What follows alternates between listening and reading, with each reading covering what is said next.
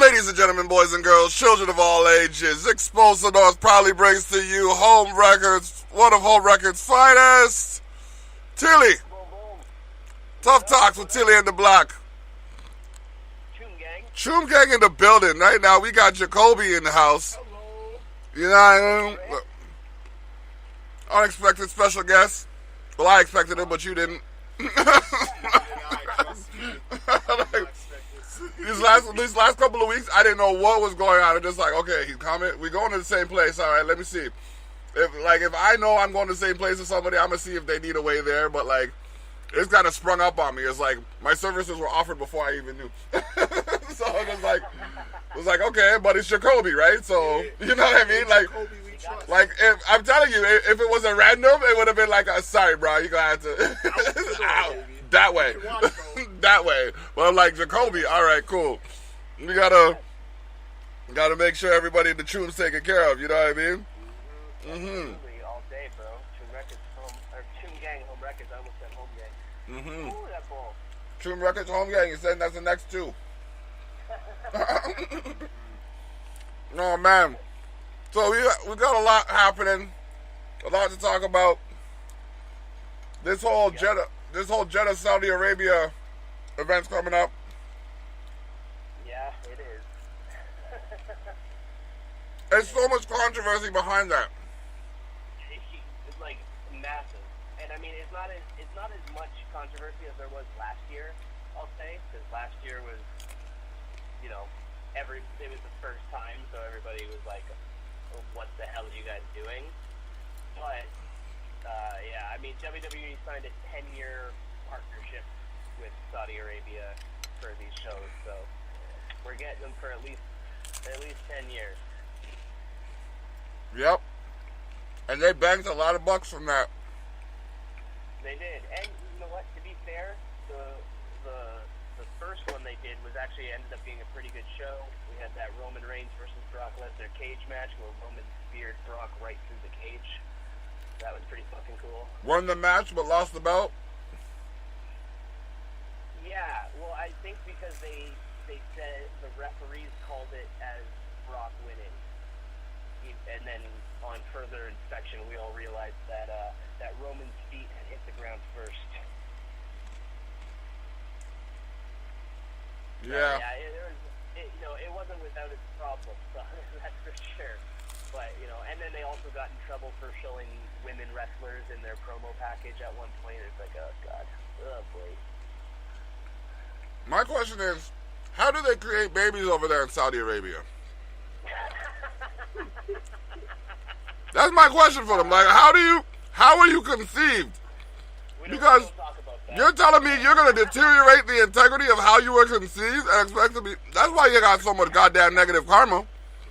Yep. Nature's a mother, too. What, you going to bomb that, motherfucker?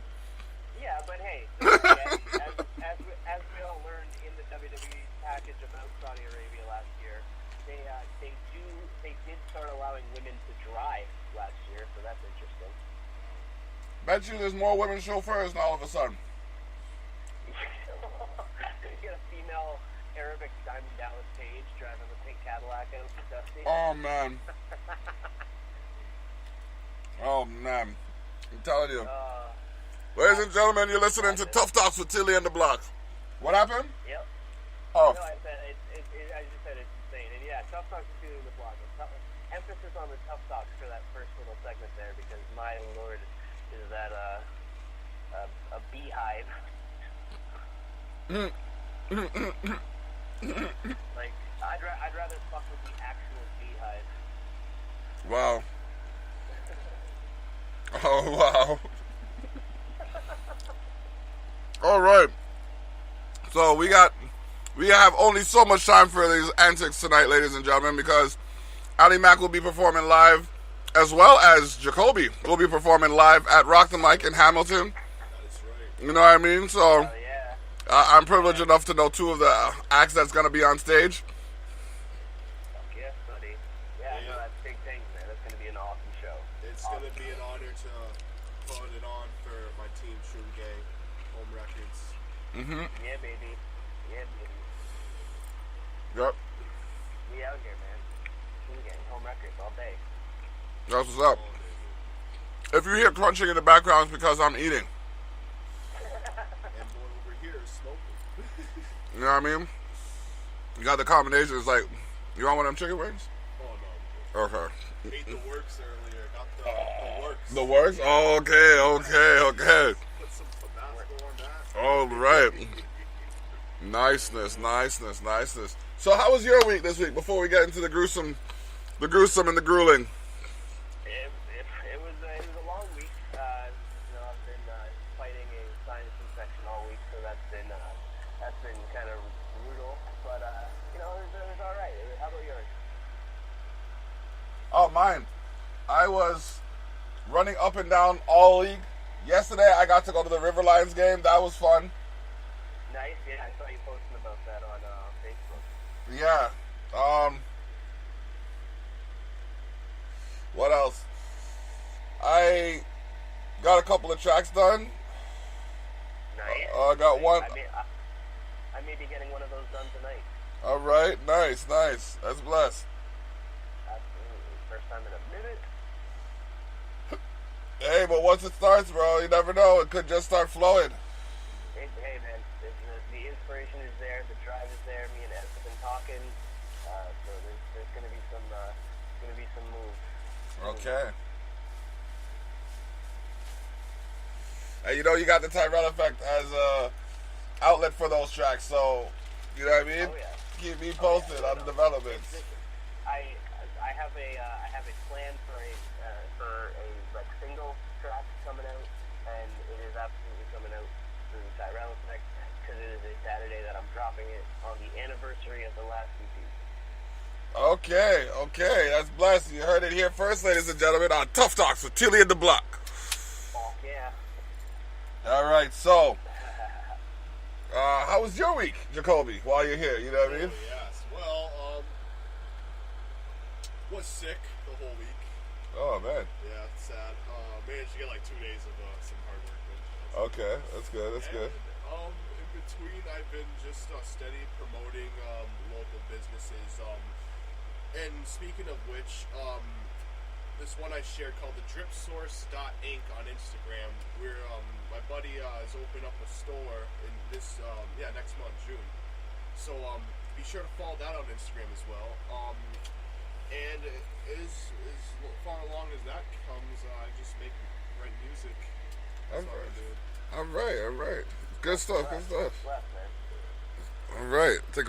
No, not yet. I thought that was my daughter coming home. All right, so we get down to the Raw recap. This Raw recap is brought to you by Steam Whistle because I just got one from Jacoby.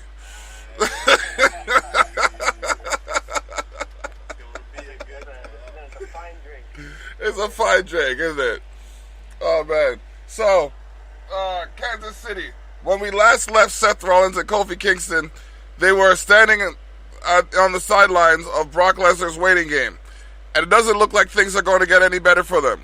The Beast Incarnate was scheduled to select which world champion he was going to call his shot against as the Money in the Bank contract holder.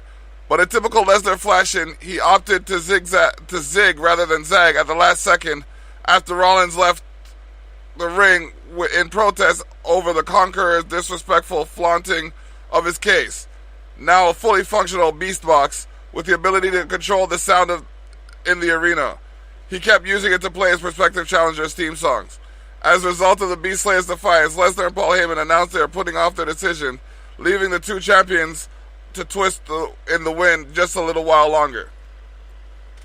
That was a particular... Huh? I said a Beast Box. Yeah, man, a Beast Box. I saw the speakers on it. The pun game is strong. Yep. Oh, man. That was particular frustration for Kingston, who wildcarded over from SmackDown Live for the sole purpose of goading Lesnar into a cash-in that the Dreadlock Dynamo hoped to win and cement his legacy.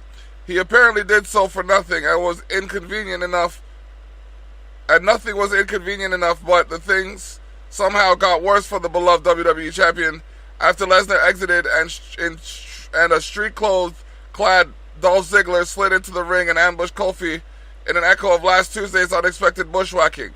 Luckily, this time Xavier Woods was on hand to prevent the show-off from doing too much damage, though Kingston suffered a crushing zigzag on the ramp before Woods chased off Ziggler. Yikes. So, I want to say first off,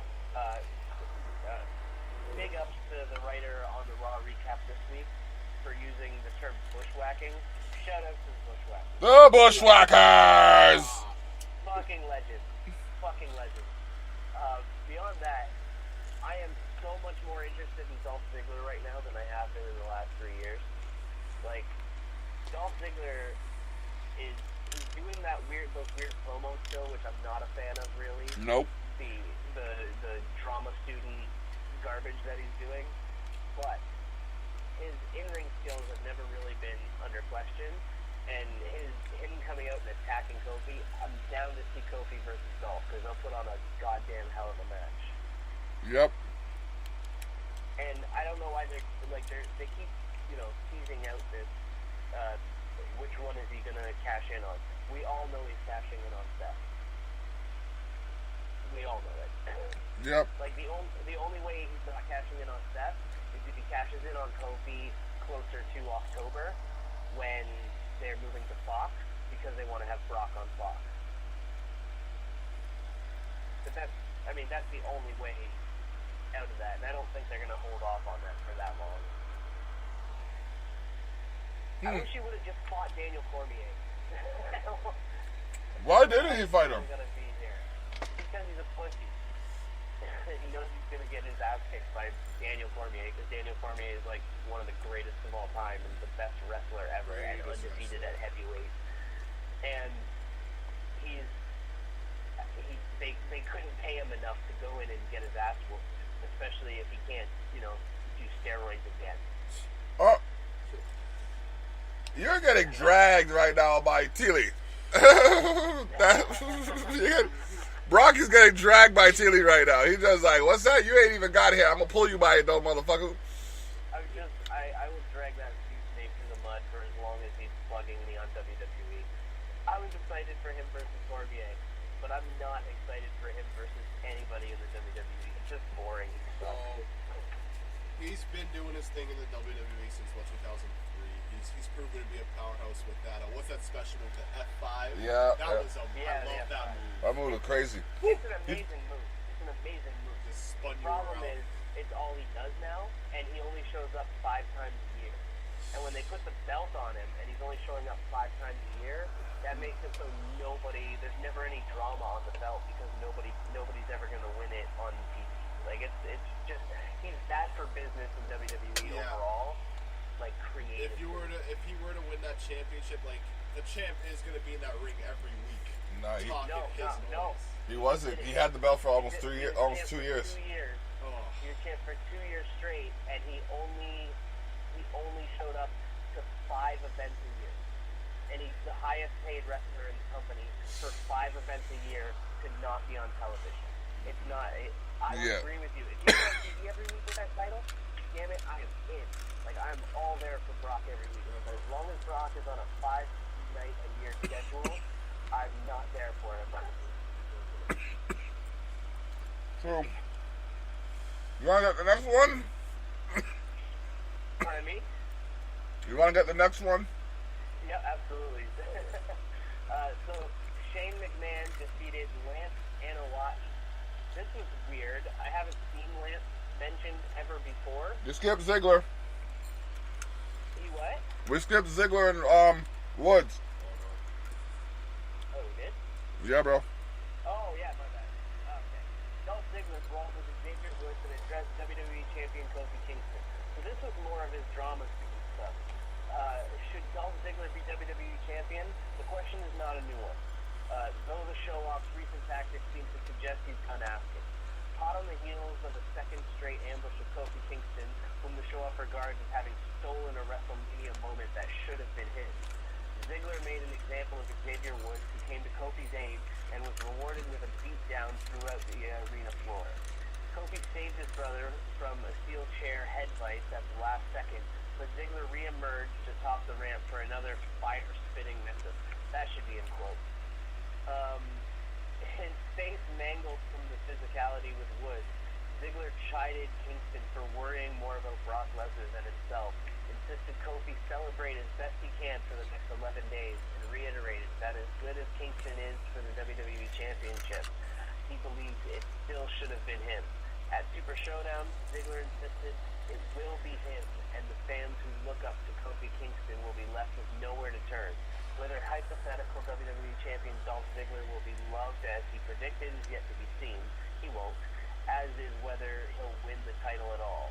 But even if this strategy isn't earning him respect he craves, it is commanding attention, and that's a start.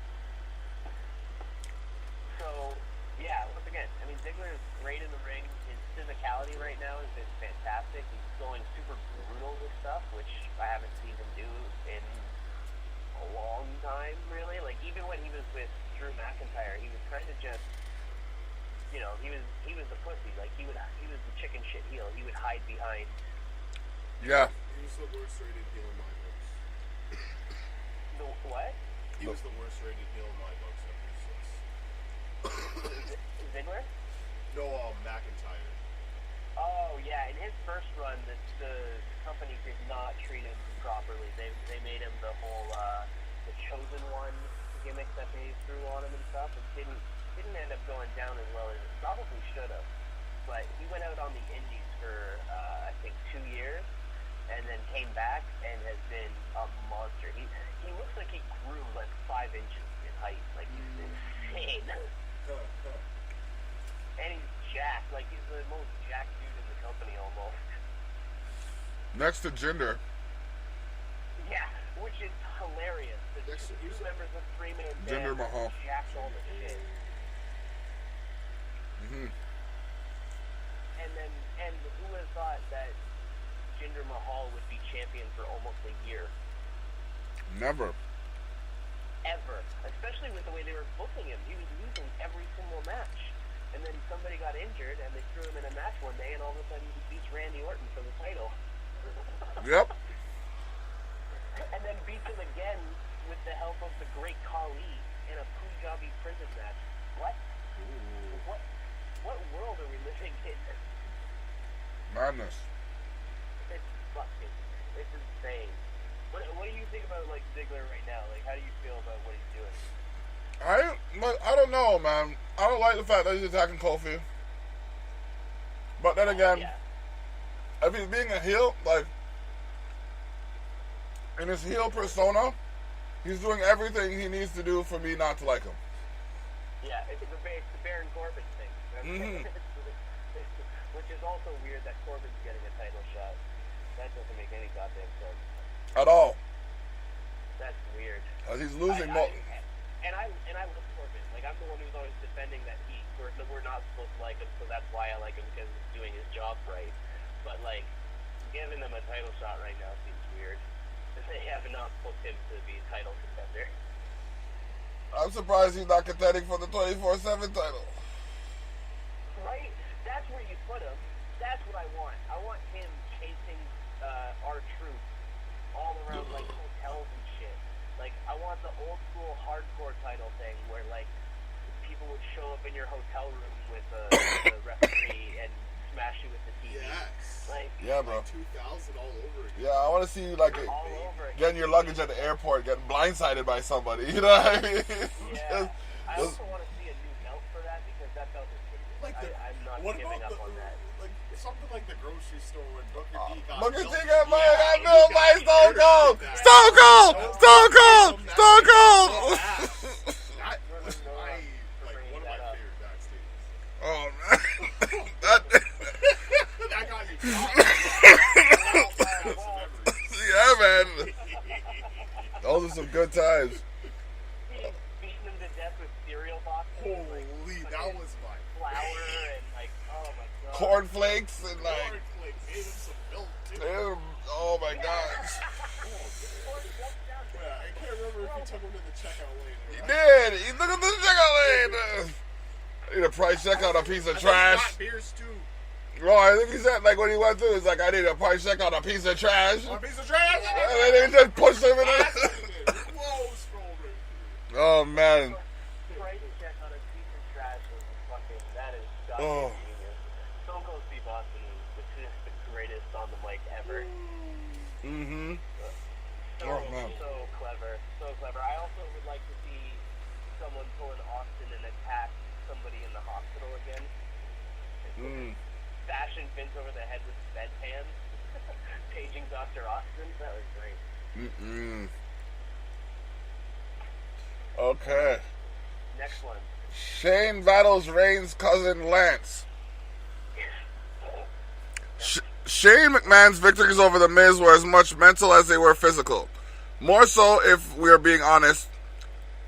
So it's no surprise that the best in the world would attempt to replicate his strategy against Roman Reigns. Or this strategy against Roman Reigns.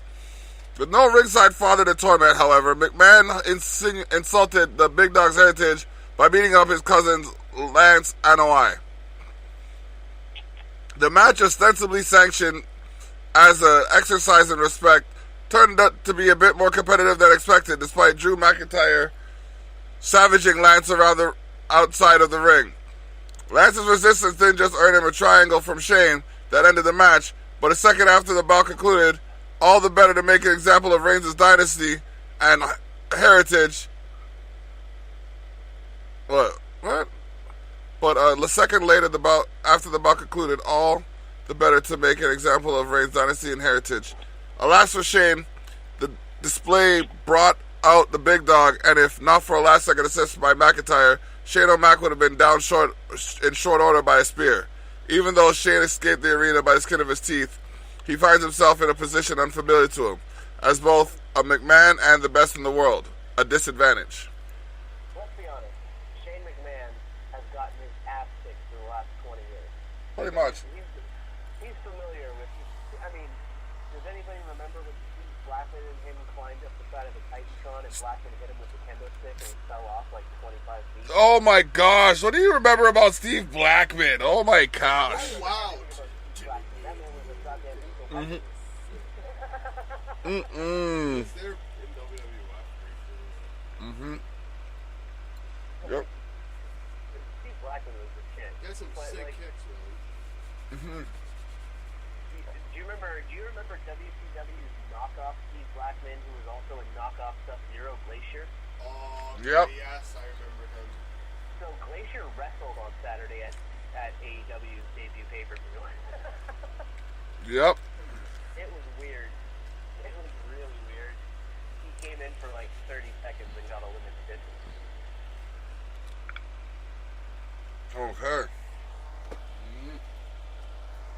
Oh, wait. That was sad.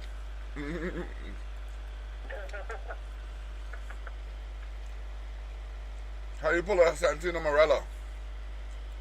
Santino Marella. I love that man. He's hilarious. He fucking he got attacked by Jim Cornette at a Comic-Con or a wrestling con like 4 years ago, and it was hilarious. Oh man. Oh man. Santino Marella went off about it on social media, going off about how like he's sick of Cornette shit and blah blah blah. Oh my god, Santino's a good Canadian boy. He's Canadian? Yeah.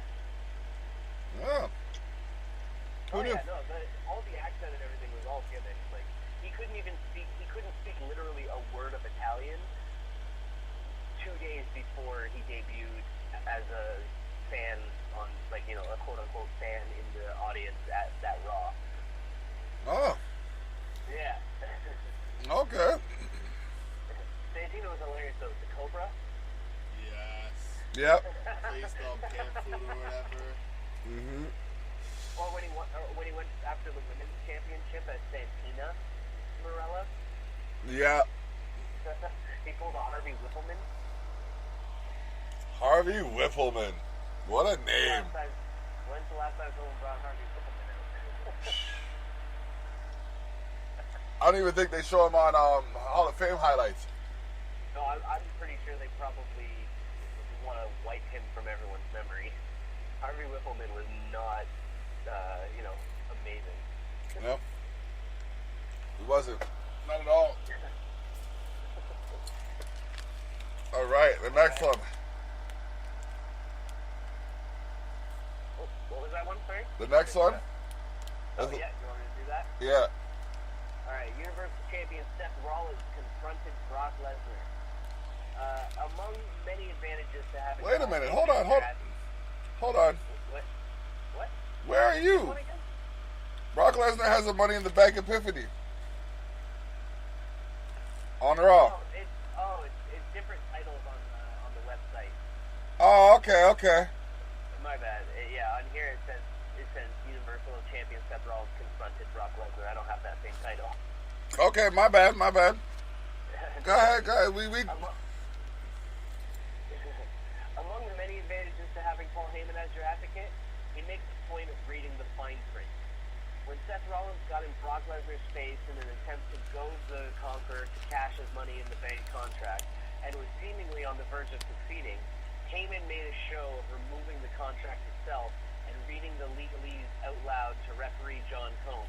John Cone, who is the father of former tag team champion Nicholas, the little kid who won the tag titles with Braun Strowman at WrestleMania. Oh. Yeah, that is John Cone's son. John Cone and Lesnar had a light bulb moment when the advocate read out the part that he had a full year to cash in the contract. Once again, this is them trying to drive home the fact that Brock Lesnar does not care about WWE to the point where he doesn't even understand the rules of the Money in the Bank, something that's been around for almost 10 years now. It's just insane. Newly aware that he had no ticking clock to force his hand, Lesnar whacked Heyman upside the head with the contract, laughed in Rollins' face, and walked away to the Beast Slayer's visible dejection. And he has every reason to be dejected. He gave it his best try, hit Brock like a fiddle, and he's still stuck with the specter of Mr. Beast in the Bank, to whose beat he'll have to dance for the considerable future. That is one thing I will say that I like about what they're doing with Brock. Like, the story stuff doesn't really make much sense or anything, but he seems to actually be having fun for the first time in a while. Like, he's coming out dancing to like people's theme songs and like having his theme music playing out of the Money in the Bank briefcase instead of anything else. Like, he's actually having fun, which is so rare and almost scarier. Like, Brock Lesnar's almost scarier when he's smiling. Yeah, because what's he happy about, you know what I mean? Exactly. Alright, we gotta put the proverbial pedal to the metal to this one. So, yeah, let's do it. Alright. Lynch and Cross unite to battle the Iconics. The Iconics reign as WWE Women's Tag Team Champions and has been delightfully pretty outside of the ring and somewhat touch and go within it, as the Australian beauties have struggled against nearly every opponent they faced since winning the titles at WrestleMania. That was a grim before they raised the ire of Becky Lynch and didn't improve this week when Raw's Women's Champion teamed with Nikki Cross to hand Peyton and Billy their second consecutive loss following a 6-woman tag team bout on last week's show. Despite having been insulted by the Iconics last week, Lynch ceded the bulk of the match to Cross, who is fast coming into her own after several weeks of being a utility player, as Corey Graves described her. That said, the Iconics still exploited their relative inexperience, and the man was more than happy to bat the cleanup, hitting Peyton Royce with her new manhandle slam finisher that, while Cross tended to Billy Kay. Even the post-match presence of Lacey Evans wasn't quite enough to ruin Becky's victory lap, though it certainly came close, at least until Nikki pulled Becky away from her rival's pageant walk and back to the limelight. So I must admit the finish of this match, because I didn't realize Becky had a new finisher and that it was called the manhandle slam. She is the man. That's a weird one, but that's cool. It's cool that she's got a second finisher. I like people who have multiple finishers. Like, that's very. It helps build the character so much more, and it builds the tension of the matches. Like, AJ matches are always tense for that reason, because you never know if he's winning by phenomenal forearm, springboard 450, the calf crusher, or the style splash. Like, it could be any of them. Yep. Ricochet pulls off eye-popping reversal and rematch with Cesaro. The first reaction out of most people's mouths after Ricochet and Cesaro barn burner last week was mostly along the lines of, so when's the rematch? They didn't have to wait long. The two locked up for the second time this week, and the result didn't disappoint. Except perhaps for the Cesaro section, who saw the Swiss Cyborg narrowly fall to his foe in an astounding display of top-tier athleticism. Recapping each reversal and feat of strength in this match would take up too much real estate. Suffice to say, it was a reversal train of Hurricane Rana to powerbomb into a Canadian destroyer. Only got two, and it wasn't even the most amazing thing that happened in the match. That would be the deciding moments when Cesaro slumped against the ropes, found himself surprised by Ricochet, fought through a still injured midsection and handstand his way up the apron, perch atop Cesaro's shoulders, and switch his way into a Hurricane Rana spike his opponent into the mat for the win. So, best of three? Did you see that move? I saw it, bro. I saw it. I saw the replay. I said, what? Oh my god. That dude did a handstand on the ring apron on the outside of the ropes, while the next man was inside the ropes, put his legs on his shoulders, sat up, turned around, spun the guy's whole body down, and then pinned him. Just It was crazy. And it's also nuts. What's also crazy about this is Canadian Destroyer. Do you know how long that's been banned? yeah. Like, they unbanned that move because we've seen like 2 or 3 of them recently. That shit is awesome. And if you don't know what the Canadian Destroyer is, look that up. It's terrifying. It is a terrifying fucking move. The Canadian Destroyer, I'm showing you. The Canadian Destroyer, man, that shit has injured so many people who like didn't know how to do it properly. Holy shit.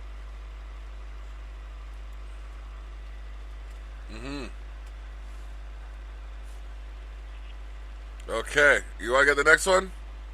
Yeah, sure. So, Rey Mysterio, this is a bummer. Rey Mysterio will surrender the United States Championship next week. Rey Mysterio's United States Championship victory 2 weeks ago has turned out to be something of a hollow one, and not just because Samoa Joe had his shoulder up on the deciding pinfall. The Ultimate Underdog suffered a separated shoulder during Joe's post-match beatdown, leaving the status of his reign somewhat uncertain. On Raw, it was revealed that Mysterio's stint as title holder would end before it began, as the injury will force him to relinquish the title on Raw next week. This was of great satisfaction to Joe, who emerged in the wake of the announcement to claim that he would be waiting to take back what was rightfully his. Now, question, do you think we're getting Samoa Joe versus Dominic Mysterio soon? It sounded more and more like it. Right? I mean, this kid's got to be signed. He must be signed to something. He's been on TV so much recently. And, like, it's crazy because, like, we've seen this kid when he was so young in the parental rights on a fucking ladder match between Eddie and Ray. Like, and he's grown, and apparently, from what I've heard, he's a very, very good wrestler.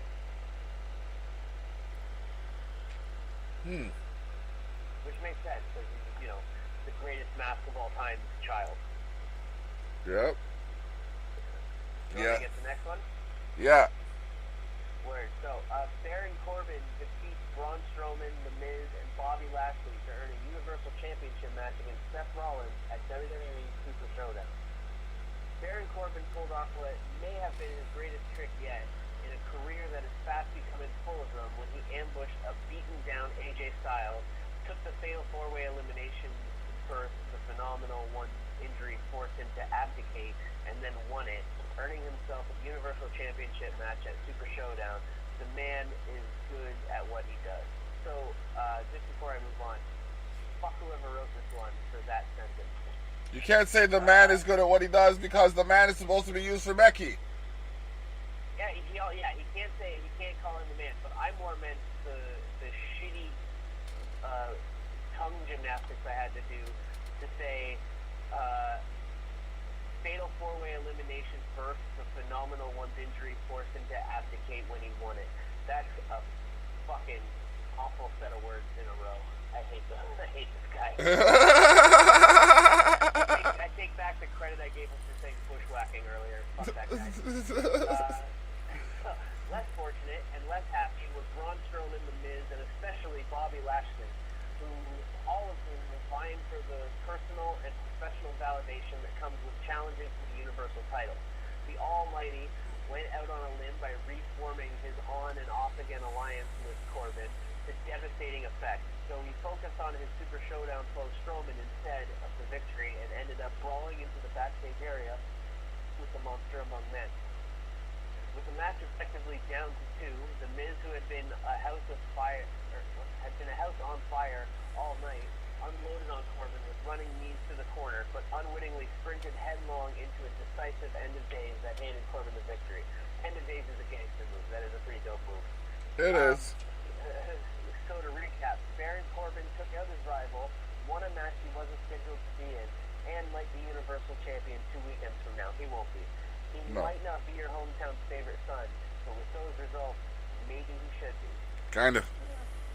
I mean, yeah, he definitely got results. Kind of. The next segment's the best part of the whole night, though. This is the thing I wait for every single goddamn week. Really? Bray Wyatt, yes, Bray Wyatt's Firefly Funhouse. All right, well then take it away, Thili. Welcome back to Firefly Funhouse. So playtime is continuing despite the reveal of Bray Wyatt's grotesque alter ego, The Fiend. As Wyatt explained, The Fiend is here to protect the Funhouse, and while Bray finds it hard to be brave, turning into The Fiend allows him to be anything he wants. This was all very distressing to Abby the Witch, who insisted Wyatt was trying to hide his true nature as a sicko, and moaned that she no longer wanted to exist in limbo. Wyatt gleefully explained that he would never let her rest and diagnosed Abby as a bully. And as for limbo, he indulged in an impromptu game where he spider walked beneath the stick held aloft by 2 of his dead-eyed fireflies. As the face of The Fiend flashed horribly across the screen once more. Anybody tell me how this is not interesting as fuck? I'm just trying to figure out why it's so goddamn creepy. Pardon my language. It's just like... Bray Wyatt. It's like... It can't be normal. It's like one of them horror movies took over Pee-wee's Funhouse. Exactly. It's the greatest thing ever. And that theme song is so creepy after... Like, the first time you heard it, it was like, what the hell is this? But then, like, as the show kept getting... As the, like, segments kept getting creepier, that song is now the creepiest thing in the world. Like, we're so glad that you're our friend, and this is a friendship that'll never ever end. It's so creepy in the context of him saying all this shit about, like, remember Fireflies, I'll always be there to protect you. You just have to be lucky. Like, it's so scary.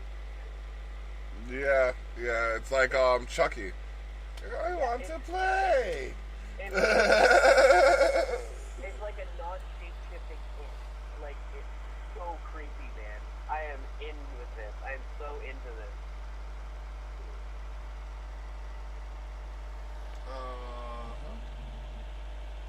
Hello?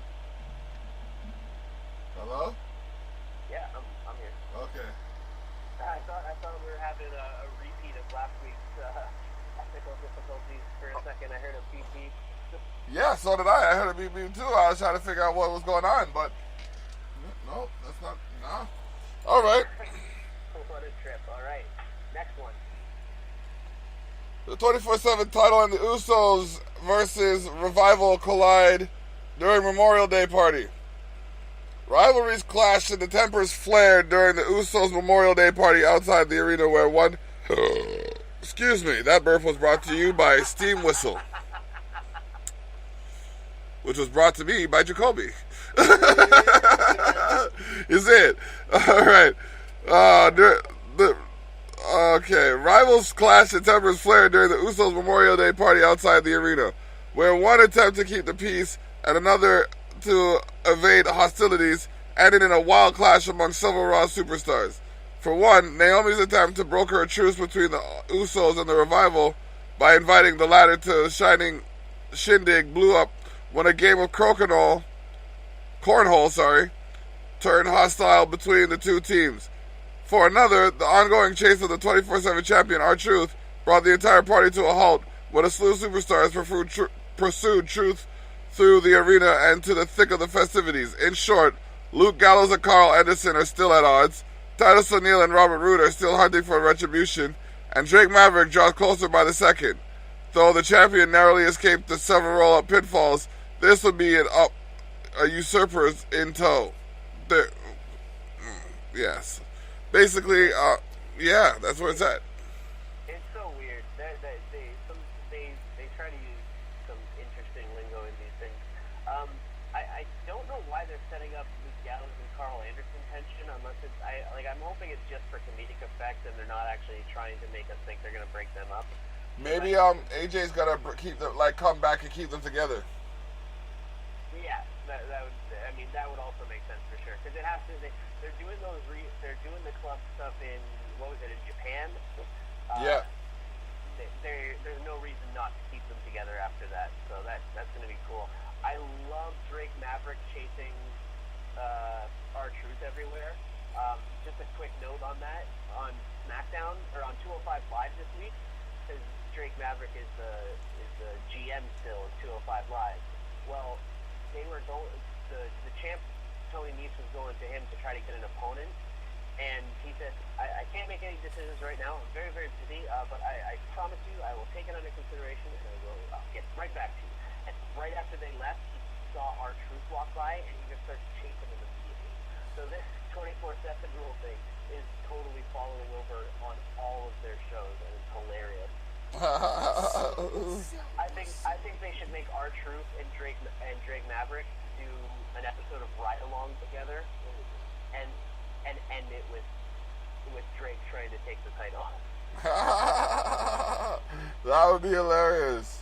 Just blur the line between kayfabe. For this title, you should blur kayfabe everywhere. Make people question why it's happening in real life. Exactly, and that's where its resurgence is brilliant. All right, you can get the next one. Sure, yeah, I'll be happy to, because this was hilarious and they cut some stuff out of it. Sami Zayn was the first guest on Corey Graves' The Electric Chair, which is a weird name. They can't say war on TV, but they can have their wrestlers sit in a realistic-looking electric chair. Interesting standard. Yep.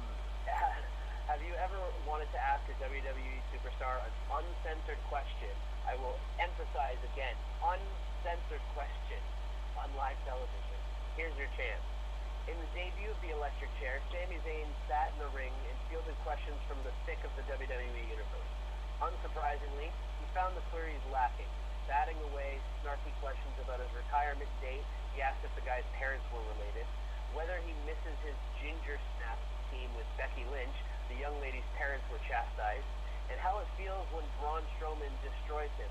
He threatened to punch the guy in the face, thereby forcing him to rely on American health care. So that was genius, but what he also said to that person was, you could have asked me anything. You could have asked me about AEW. Yep, they cut that out of everything. They cut that out on YouTube. They cut that out in the recap. They do not. That is clearly was unscripted from Sami, and Sami clearly went into business for himself for a minute there. Yep. Amazing. I was so happy to see that. And I watched something that showed that AEW search, the searches for AEW spiked. Boosted. Oh yeah, big time. The Corey Graves' face was the greatest reaction face. Like he was so like he was trying to hold back laughing, and he knew that was not going to go over well. The dude was like, whoa, and then he asked the next question. Yeah, exactly. It was hilarious. But then a question about why Zayn hasn't won the Universal title seemingly set him off for good, as he was expecting and ready for questions about literally anything else. But an errant bit of trash talk about Seth Rollins brought out the Universal Champion himself, who chased Zayn from the ring, laid waste to the electric chair, and squared up for the main event match. And that main event match was Rollins clashes with Zayn in gritty main event clash. That was redundant. Rollins battles with Zayn in main event clash. Rollins wrestles with Zayn in main event clash. Come on, people. You're not allowed to say wrestling in the WWE anymore. You have to say sports entertainment. They could have put that they were sports entertaining in the main event clash. Well, I mean, come on, Thili. Hey, it's not hard. All right. So it's been a roller coaster night for Seth Rollins, and the best thing you can say about the Beast Slayer is, why is my tablet doing things that I didn't tell it to do? All right. See, this is real life 101. That's how you know we live right now. We're live on episode 8 of Tough Talks with Thili and Dablock. This is exactly how Maximum Overdrive started. The machines are taking over. I'm telling you, man. Jacoby in the control room with us. You know what I mean? Crickets. Oh, this guy is Shogun silent right now. Oh, dude. All right. Facing Sami Zayn, Rollins fought through a hellacious effort by the critic of critics to cement himself as a Monday Night Raw's preeminent workhorse / standard bearer, drawing yet another parallel between himself and Brock Lesnar. Excuse me. While Rollins was gritting it out in the ring, battling through a legitimately impressive performance by the NXT champion, Mr. Beast in the Bank was conspicuous by his absence, visible only in brief cutaways by his private locker room, where he watched the match with contract in hand and a blank stare on his face. Rollins seems cognizant of the fact that the Conqueror could rear his head at any second, but the figure 4 leg lock from Zayn did considerable damage to a surgically repaired knee.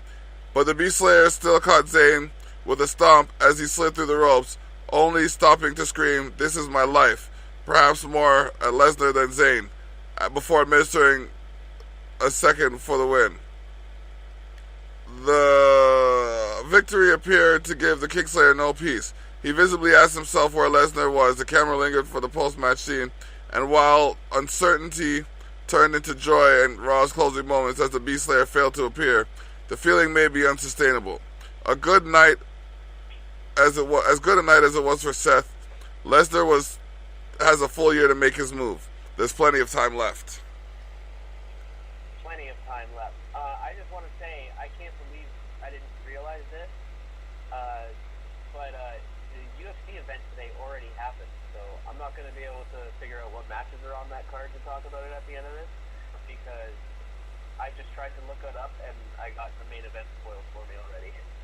No. Yeah. No, that's terrible. Yeah, that sucks. Oh man, that's crazy. That already happened. All right, well. Damn. Well, let's move on to SmackDown. SmackDown. Come on now. Kofi Kingston and Kevin Owens verbally sparred ahead of their match. Kevin Owens, who has been at odds with the New Day for several weeks, kicked off SmackDown Live to rail against WWE Champion Kofi Kingston, wondering aloud how much longer Kofi could continue against at the same breakneck pace that he set since the title victory at WrestleMania. Owens suggested that he could be the one to save Kofi from himself by wearing Kofi down prior to his title defense at WWE Super Showdown against Dolph Ziggler, and then subsequently turning around and defeating Ziggler for the WWE title. Kofi hit the scene for his bout against Owens, proclaiming that tonight would be the night Owens paid for everything he's done to his New Day brothers. I wish these guys could feud forever. Well, the way the WWE works, they might. Let's do it. I'm down for it. Let's do it. Oh, man. Just add a few different people to the mix every now and again, yeah. Yeah, exactly. And then once those feuds end, bring Kevin Owens back in. Exactly. Kevin is an amazing, amazing Canadian talent, man. He is so goddamn good. Yeah, I agree. WWE Champion Kofi Kingston defeats Kevin Owens. Well, I mean, he's good at what he does, at least. Okay, WWE Champion Kofi Kingston and Kevin Owens reignited their recent rivalry with this clash on SmackDown Live. Both still harboring a lot of aggression after everything they've been through in recent weeks. The two superstars went at it with intensity on SmackDown Live. Both superstars pulled out all the stops, including a pinpoint SOS from Kingston and two devastating frog splashes from Owens onto the banged up WWE Champion.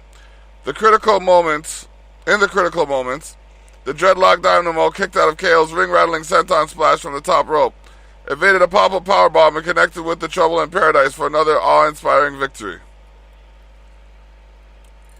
Yeah, they are giving some amazing performances.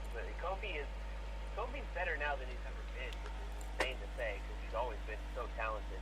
But my God, that man is just incredible on the mic, in the ring, in Royal Rumbles. He's obviously the standout every single year. Every year, he's crazy. He's insane. Long reign, Kofi Kingston. long reign Kofi. Oh, I hope he's still a champ when I go to see SmackDown Live in August. I'm gonna say wild card him over to the other show and he doesn't show up. Oh man, that would be terrible. Why you gotta say that? Why you gotta say that, bro? Don't jinx it. Because the wild card rule sucks and they should take it away. Yeah, because like the wild card rule would have him in the same city though, same arena and everything. I don't know why I said that. That's true. Yeah, it's not gonna happen. Yeah, you know what I mean? He'll work double duty again that week. Yep. Heavy Machinery got on Daniel Bryan and Rowan's radar. SmackDown Tag Team Champions, the new Daniel Bryan and Rowan, arrived on SmackDown Live, ready to regale the WWE Universe as to why they truly were the planet's tag team champions, and why they didn't think much of any other SmackDown Tag Team Champion. However, before the two could continue to rail on the WWE Universe, they were interrupted by Heavy Machinery, who immediately challenged the pair to an impromptu fight. Bryan and Rowan were off-put by Otis immediately, Otis and Tucker's bravado, and they accepted Heavy Machinery's challenge as the referee ran to the ring. However, despite accepting the challenge, Bryan revealed that the match would not go on tonight in Oklahoma, and the champions made their exit. Tonight's challenge may not have been accepted, but Heavy Machinery are on Bryan and Rowan's radar. Yeah, this is a weird segment, kind of. Daniel is obviously amazing on the mic and in the ring, but there's no in-ring work here to speak of. And they had Rowan tell like a weird knock-knock joke. Yeah. And it was just kind of strange. Like It was like knock knock. Felt weird. Who's I don't there? know what they're doing with The the WWE Tag Team Division. right now. The WWE Tag Team Division who? Exactly. Shots fired for real though. Like, I don't understand why they took on Raw, the biggest tag team feud on Raw right now, the only one that's on TV, is the Usos versus the Revival. Two of the best tag teams in the entire world right now. Yeah. But they took the belt off of the Revival, put them on Ryder and Hawkins, who haven't been on TV in 3 weeks. Where are the titles anyways? It's probably sitting next to Zack Ryder's toy collection. Damn. This guy doesn't fire shots, he blasts bazookas. I mean, that's not even a diss. He has a podcast about wrestling action figures that he does every week. They're not on TV. Wow. Didn't even. Maybe they've wrestled dark matches. I don't know. I don't know if they've wrestled dark matches at some of these shows, but they're not showing up on TV, and therefore they're not really doing anything with the tag team title. So, what's the point of having it on them? And what was the point of taking it off the Revival, which I am salty about. I will admit that. I'm not trying to claim I'm unbiased. I'm not fair and balanced. As long as we're being real. But I think I'm right to be this mad. Just fuck them for doing that. Oh man. Okay. Yeah, you want the next one? Yeah, sure. So good match, and I'm always gonna be happy to watch these two. With their spat ongoing on social media, Carmella and Mandy Rose squared off on SmackDown Live after their match last week was interrupted by several superstars fighting over the 24/7 title and ended without a winner. Sonya Deville joined Mandy, but Carmella came by her lonesome as R-Truth is still scurrying around the arena to fend off the 24/7 championship competition. The two superstars went at it ferociously, but Deville created a distraction and briefly took Princess Mella off of her game, allowing Mandy the opportunity to catch Carmella with a roll-up for the victory.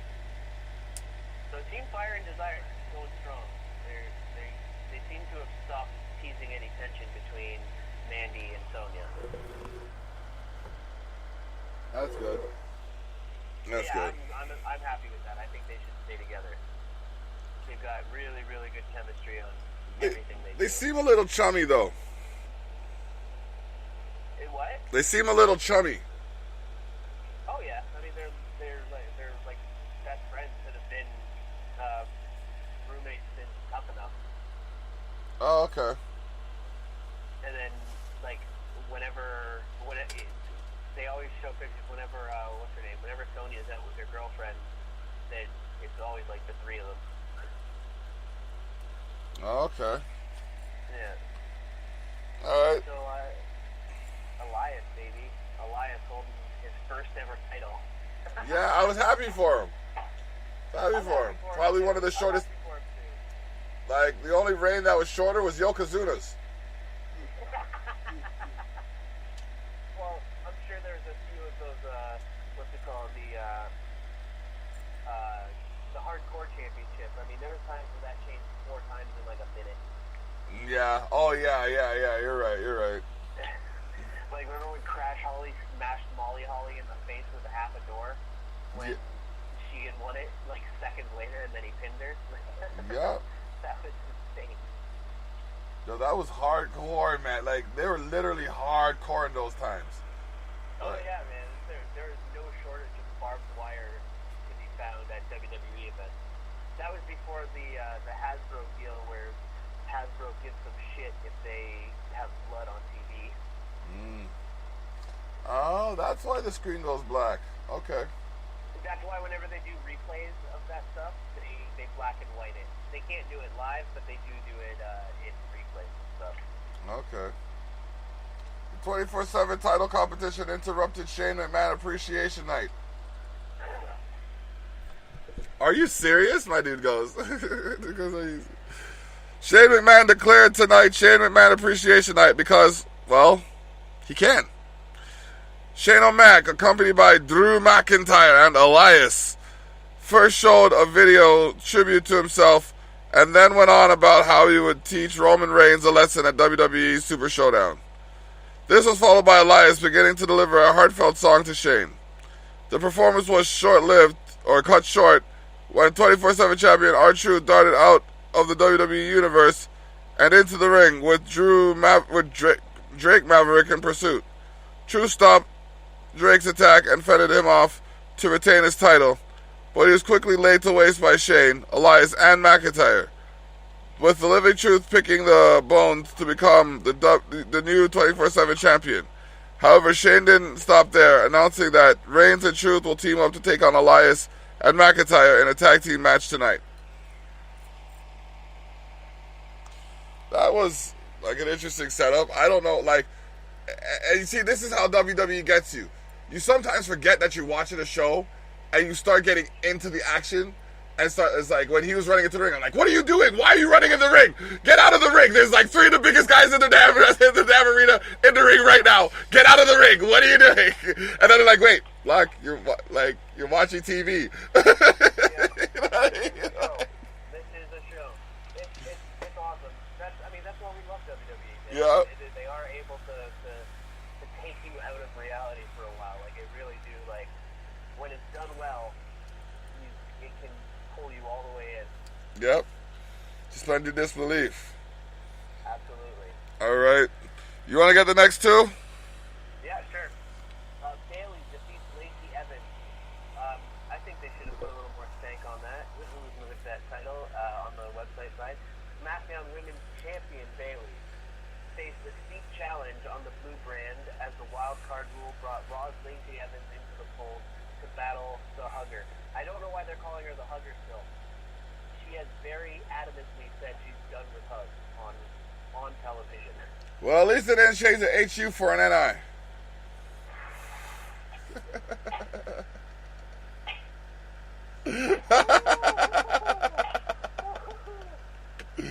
I'm telling you, I used to sing this song when I was walking through public places.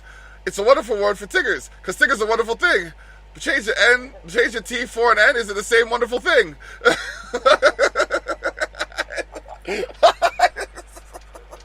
motherfucker's walking around going, and I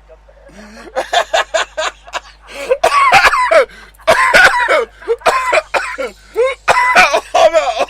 That was like a hit to the throat. Oh fuck! Oh jeez!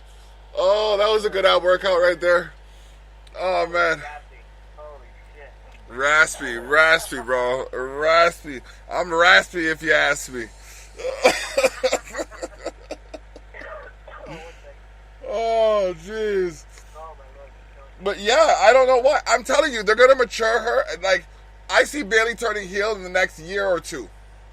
I hope so. I would hate for her to be stuck in this one role forever. Like she's John Cena. Like, she's not John Cena. She's kind of a John Cena for little girls. Like, little girls. She could be. Jane Cena. Yeah, exactly.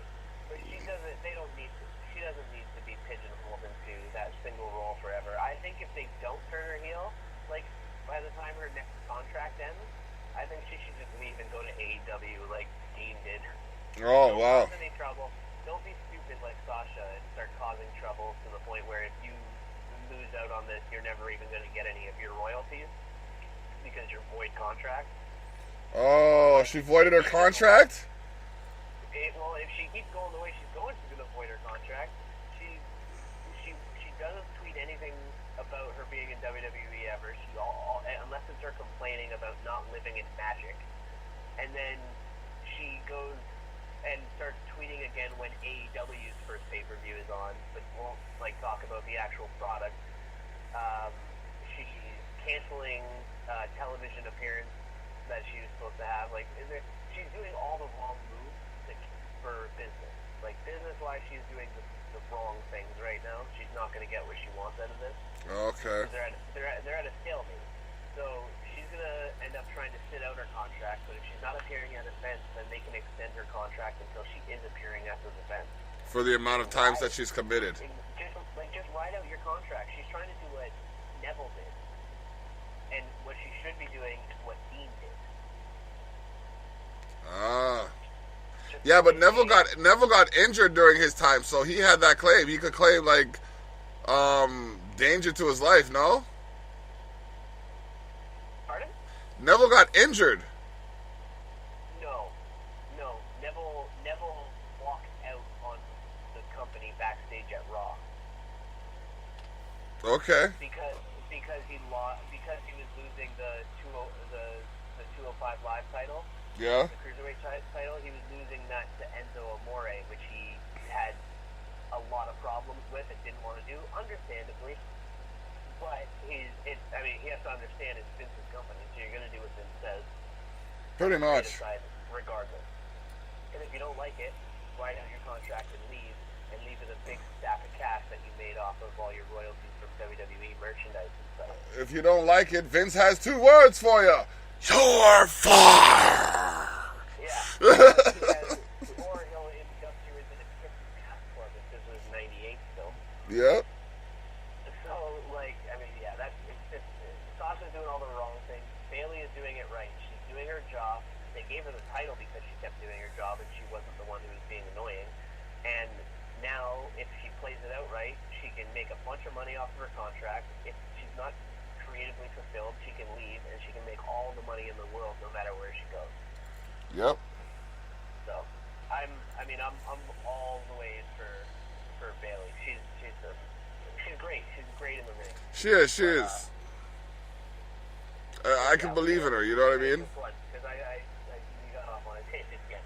But with Charlotte Flair providing guest commentary, Bayley showed off an aggressive streak that she doesn't always let out. First shoving Charlotte at ringside and then putting down the Sassy Southern Belle with a roll-up.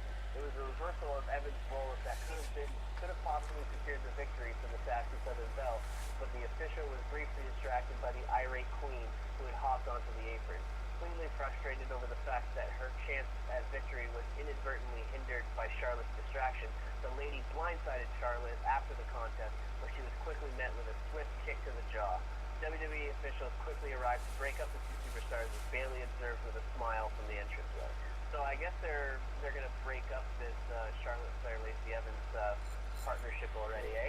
Yeah, it's unfortunate because I wanted to see what they were capable of. Yeah, they're interesting. Like they were similar enough in looks, but like to be fair, I think character-wise it makes sense for them not to really actually get along. With Charlotte calling herself the Queen and Lacey calling herself calling everybody who's not her nasties, and like that she's the epitome of what a woman should be and all that stuff. So those two alpha female personalities, those don't usually go well. All right. Yeah, you're right. So, Okay. and then we had the main event, which was weird but very good for the finish. Roman Reigns and R-Truth defeat Drew McIntyre and Elias. R-Truth defeats Elias for the 24/7 championship. After Elias defeated R-Truth earlier in the evening to capture the 24/7 title, Truth now teams with Roman Reigns to take on Elias and Drew McIntyre.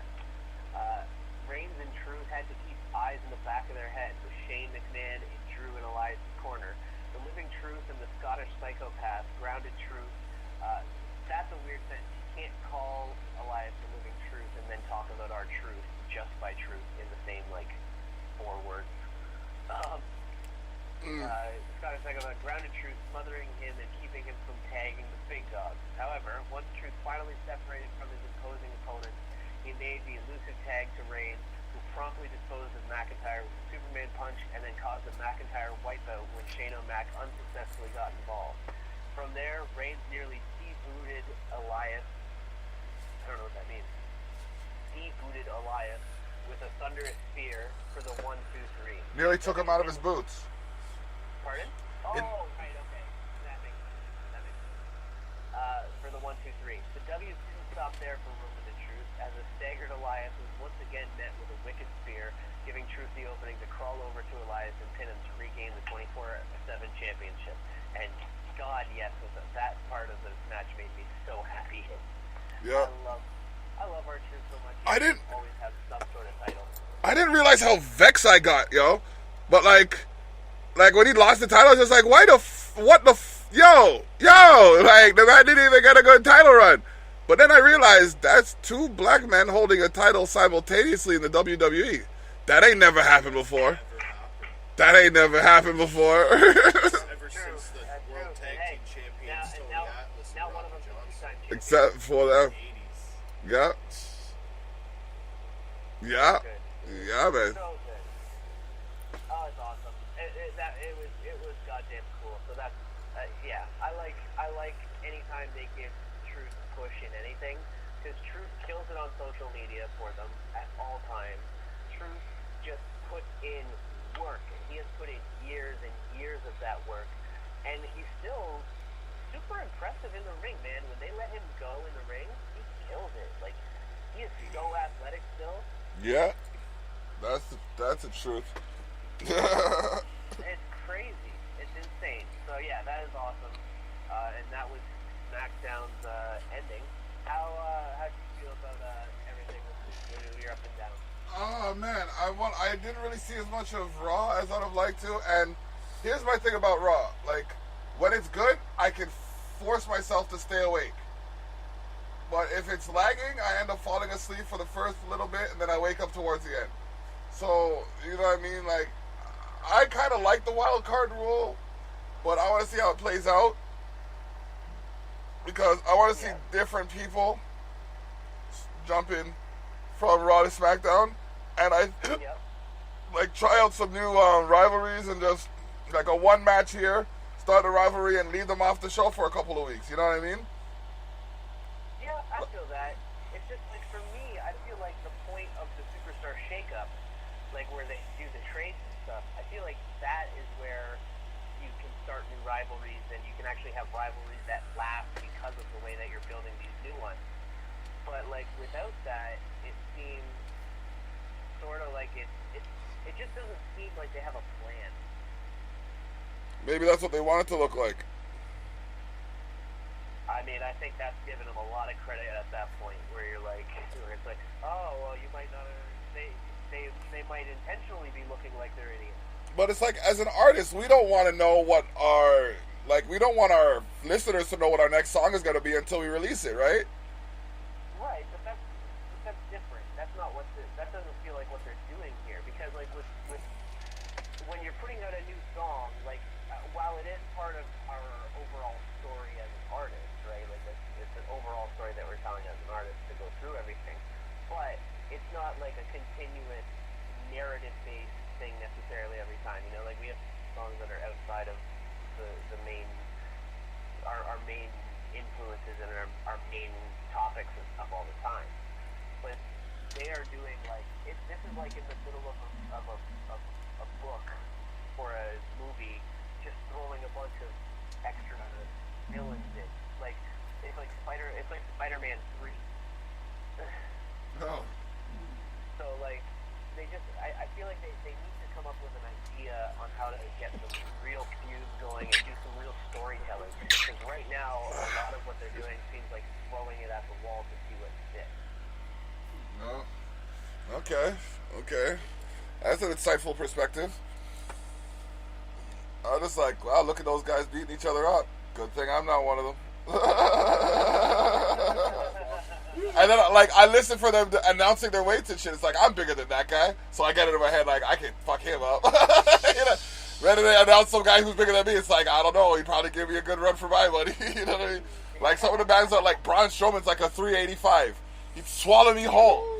But then you come across like a Ricochet or a Finn Balor, they're like 160, 170. It's like, I'm bigger than that. you know what I mean? Like, that's what I'm showing you. But then they're ripped. So it's like, I don't know. Can you do a Hurricane Rana? Yo, bro, I'd probably... well, Hurricane Rana. I'd be like John Cena, 5 moves, yo. A punch, a shoulder block, a trip. That's the block. Straight up. What's he got? I mean, oh man, there's so much talent there right now, man. There's so much talent in that company. Yeah, there is. Like, the ones I just mentioned and then some. I know. It's sometimes it feels like they have too much talent. Like just too much almost in one company, where it's like, how can you possibly showcase everyone? Well, then they do a battle royal here or there. Like, they should do a monthly battle royal. Yeah, I mean... Hey, Yeah. speaking of a battle royal, next week we have from Jeddah, Saudi Arabia, a 50-man battle royal. The largest battle royal in WWE history. Yep, that's Battle gonna be... Royals when they're all in the ring and one's fighting. Yeah, Oh, wow. Yeah, over the top rope elimination. Yeah, that's fucking crazy. Pardon my profanity, but that's madness. You're gonna... Okay, 50... Like, look at 50 times 100, okay? 50 times 100 is 5,000 if my math is correct. Right? Now, that's saying each man is 100 pounds. Now, we know each man, there are men that are 200 pounds or more. So let's say that's 10,000 pounds.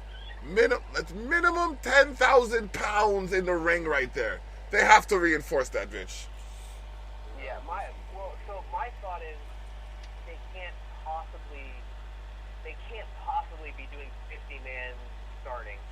Like, they have to do some sort of, like, maybe not Royal Rumble rules, because that'll make it a Royal Rumble, but you have to space the people coming out for that. Like, No, all 50, one time. That's fucking mental. The ring large. That's They have insane. like All 50, one time. Bam! Call it a day. Insane. On AEW's Battle Royal, they didn't start them all off in the ring. So me, like, I just can't see 50 people in the goddamn WWE sized ring at once. That is insane.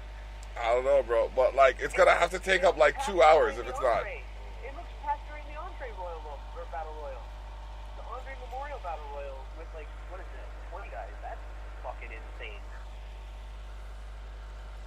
Yeah, the annual Royal Rumble's like, yeah, that's kind of.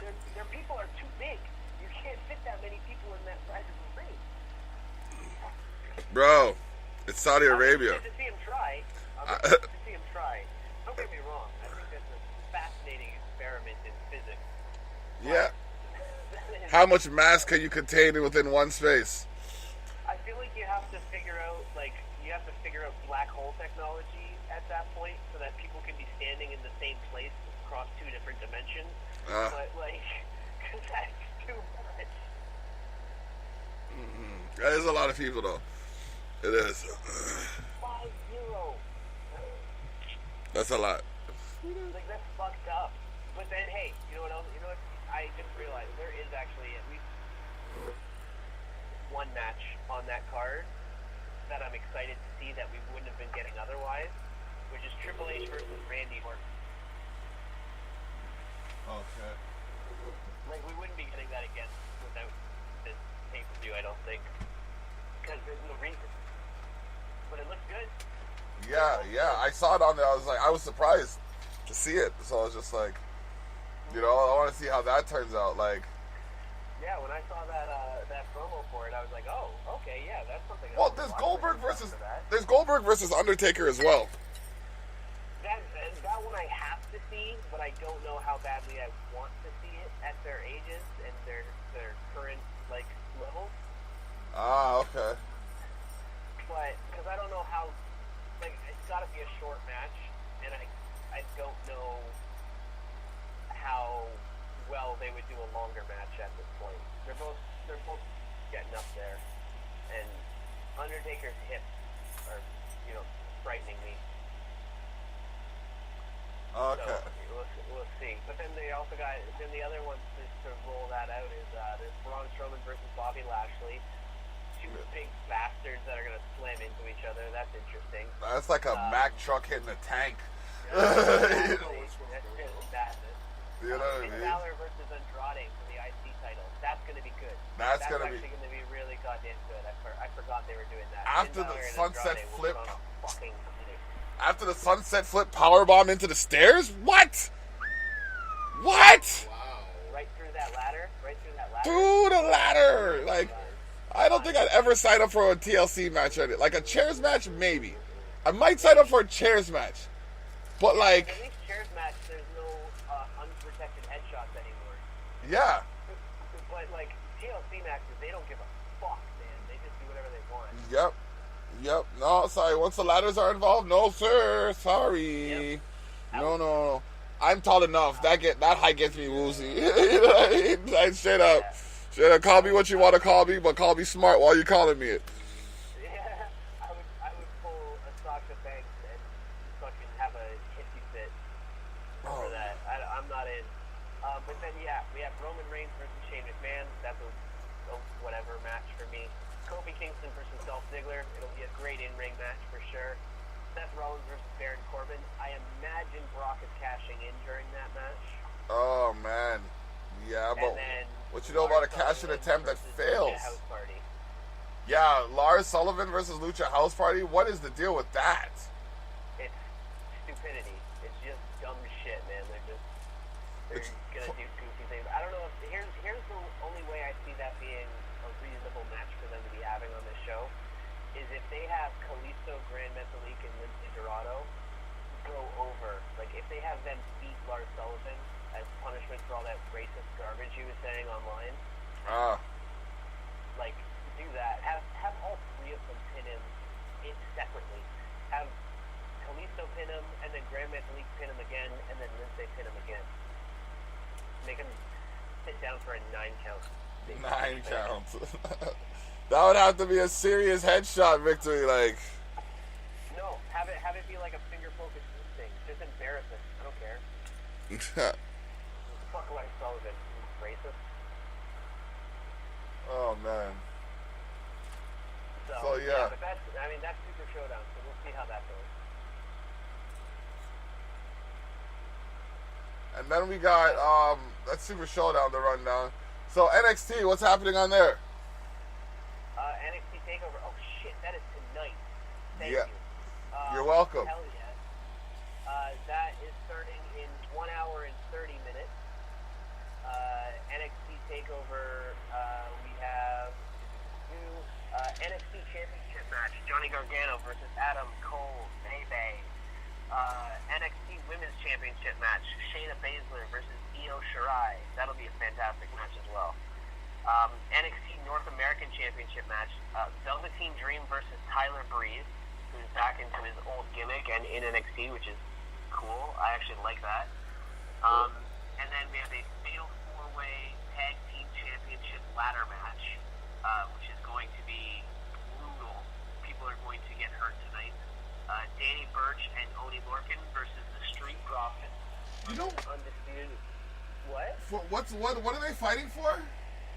The NXT Tag Team Championship. Yeah, it's gonna be Oney Lorcan. Oney Lorcan and company are gonna win. No way. For some strange reason, that name has been on my mind for the longest time, and I don't know why, bro. Oney Lorcan is winning. No, he's not. No, man. Undisputed Era is winning. Bro, I'm not asking you this time. I'm telling you. like this isn't. It's not a request. It's a direction. It wouldn't help if you were asking. I am unfortunately not in charge at NXT yet. Remember, I was right about the revival, eh? That's true. So, and I only call it like I see it. We'll see. You've opened my eyes to the WWE math, so you know. I sit here sometimes and I'm like, wait, that happened, so carry this action. Wait, that's increasing traction. Wait, that guy's last name is Jackson. That's gonna happen. The only problem I have with that is Oney Lorcan is on 205 Live. He's not an NXT competitor. And Danny Burch is on NXT UK. So, Okay. They're actually usually on NXT. So I felt like they were kind of just brought in to be the fourth team. Bro, I'm literally telling you, I haven't watched NXT or NXT UK in weeks. No disrespect, it's just I don't have the time for that stuff right now. I feel ya. You know what I mean? Like, so, but Oni, Oni has been in my head. Like, Oni has been in my head for weeks, bro. Weeks, like since the last time I watched 205 Live.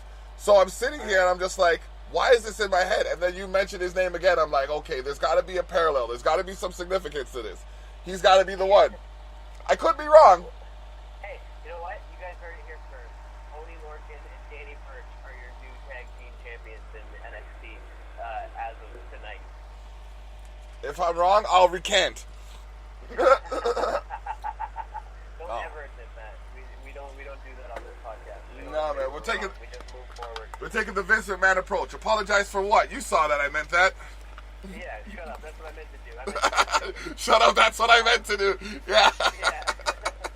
And then the opening match for the night is going to be Matt Riddle versus Roderick Strong. So that's going to be a fucking good match. Shout out to Roderick Strong. You know what I mean? Shout out to Roderick Strong. That man is a beast. Yeah, he's an amazing wrestler. And then, yeah, I mean, as for like stuff that's upcoming, AEW doesn't really have anything coming until July when they do Fight for the Fallen, and there's only a couple matches that have been announced for that. Okay. One thing that I would suggest for people, like, you know, outside of our wrestling podcast, this week, the Talk is Jericho, Chris Jericho podcast, the guest was Dean Ambrose, and he spilled all of the tea on WWE's creative process and why he thinks it's garbage. He goes into crazy backstage stories about the things that made him leave when he decided he was gone and done. And it's very interesting, very, very interesting. Okay. For sure. Okay. Yeah, the man, John Moxley. I gotta stop calling him Dean Ambrose. Yeah. Branding him under the WWE guys. No more. Oh, man. So, yeah. All right. We've gone over the rundown. NJPW. NJPW, next weekend is having their Dominion show, which is their United States-based like pay-per-view that they do once a year. Okay. And that is being headlined by IWGP Heavyweight Champion Kazuchika Okada facing off against Chris Jericho for the IWGP Heavyweight title. There's also a never openweight title match between Jay Lethal and I can't remember who it was. There's a few really, really good matches on that card. Okay. And it's actually at a time where it's not like it's on a weekend for once instead of being in the middle of the week at 4 a.m. You know what I mean? So that's pretty good. Okay. That's live. I think I'm getting text messages. Oh, that's what it was. It's Kota Ibushi versus Tetsuya Naito for the Intercontinental Championship, and Taichi versus Tomohiro Ishii for the never openweight title. So those are the three big matches that are listed so far. Okay. Yes, sir. All right. Okay. Just trying to think. I don't think I have any other indie wrestling news this week, really. Other than to say, that's it. Dustin Rhodes, aka or formerly known as Gold Dust in WWE, Dustin Rhodes and Cody Rhodes match from AEW Double or Nothing was given 5 stars by Dave Meltzer, the Wrestling Observer.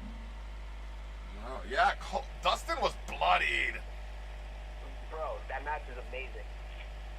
I never saw it, but I saw the end, and Dustin was bloodied. Dustin put on the match of his career. That is the best match of his entire career that he had on Saturday, and I'm so happy for him. Like, I've been watching Goldust wrestle since I was a kid, like early '90s. I've been watching Dustin Runnels in the ring, and to see him put on the best performance of his life at age 50, and to give that much blood up in the match, fuck me, man. That is goddamn impressive. Yeah, good. Shout out to him. Big shout out to Goldust. Big shout out to Dustin Rhodes. Dustin Reynolds, yeah. And Cody. And Cody, of course. Destroying the King's chair after the throne. Yeah. Yikes, bro. On his entrance, he Shots the fired. throne. I was like, shots fired. Shots fired. Oh, man. All right, well, Nice. hate to cut it short. That makes sense. He's been going for like an hour or something, right? Hour and 28 minutes and 3, 4, 5, 6 seconds. You get by the second updates here, people. By the second updates. You've been listening to Tough Talks with Thili and the Block. Oh, man. We've had a few special guests. Ali Mack popped in for a minute. Then she popped out. Jacoby's here, you know what I mean? The Shogun silence right here, man. He's just chilling, you know what I mean? Oh, man. So, that's what's up. We here. Catch us next week when we'll have more to go over, because it is it's going to be a special show with the fact that the pay-per-view is happening on Friday. Yeah, so we'll be right there. Like, we'll be like finished. We'll be some recap and stuff. Yeah. Right afterwards, which is cool. Fresh recap. All right. I'm gonna try to come out in studio next week too, so that'll be good. All right. Well, let me know, and we'll see if we can arrange a ride or something. Yeah, boy. All right. Yeah, yo. So, this is the Block. That's Thili. You know what I mean? On behalf of Explosive North, Troom Gang, Home Records, Jacoby, in the booth, in the building. And not to You know what I mean? New single out now, Smoke Season, SoundCloud and YouTube. Yes. Be sure to check that out, Smoke Season, SoundCloud, YouTube. Get it. Big time. All right. We out for the 1, 2, 3.